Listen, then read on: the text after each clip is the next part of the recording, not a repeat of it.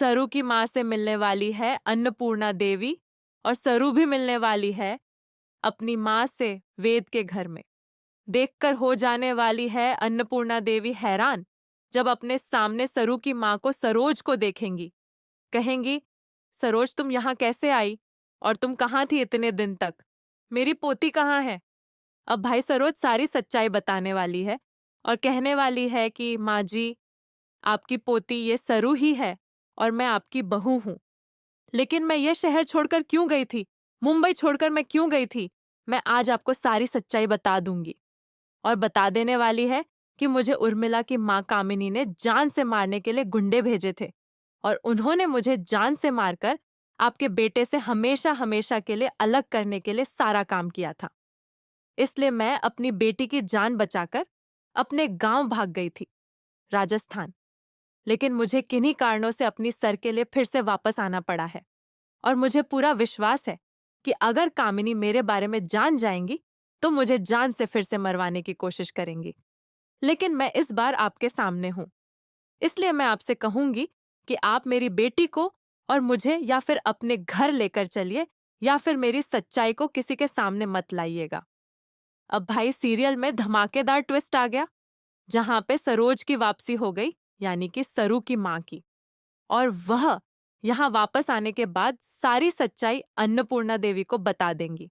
सच्चाई जानकर अन्नपूर्णा देवी को भी 440 वोल्ट का झटका तो लगेगा ही लगेगा।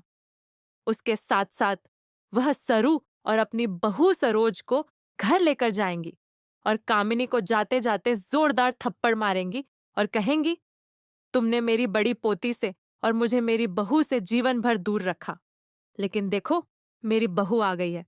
और दूसरी तरफ यहाँ पर अनिका की चाल को अब एक्सपोज करने वाली है सरू, और वेद को बताने वाली है सच्चाई सबूत के साथ। सारा को ब्लैकमेल करते हुए उसका वीडियो बना लेने वाली है यहाँ पर सरू, और कहने वाली है ले जाकर वेद से, यह देखिए आपकी माँ को परेशान करने वाली अनिका है। अनिका वो फर्जी का वीडियो दिखाकर आपकी माँ को परेशान कर रही है, जिसमें कुछ हुआ ही नहीं। मैंने आपकी बहन को बचा लिया था मॉलिश होने से, लेकिन वो वीडियो दिखाकर वो ये जताना चाहती है कि आपकी बहन के साथ जबरदस्ती हुई है, और वह वीडियो अगर यहाँ पे वो लीक कर देगी तो तुम्हारी बहन की बेइज्जती हो जाएगी। अब वेद जाने वाला है अनिका के पास और अनिका से कहने वाला है कि ये सब नहीं होगा, और वो भाई यहाँ पर चाहे जो हो जाए उसकी शादी अनिका के साथ नहीं होगी, और वेद अनिका से शादी नहीं करेगा। अनिका कहती है, अगर तुम्हें ऐसा करना है तो तुम अपनी बहन की इज्जत खत्म कर दो और मुझसे शादी मत करो। अगर तुम्हें अपनी बहन की इज्जत बचानी है तो तुम्हें मुझसे शादी करनी ही पड़ेगी। वेद, तुम सिर्फ मेरे हो, ना कि उस घसरू गवार के। अब वेद गुस्सा हो जाता है और अनिका को थप्पड़ मार के वहां से चला आता है।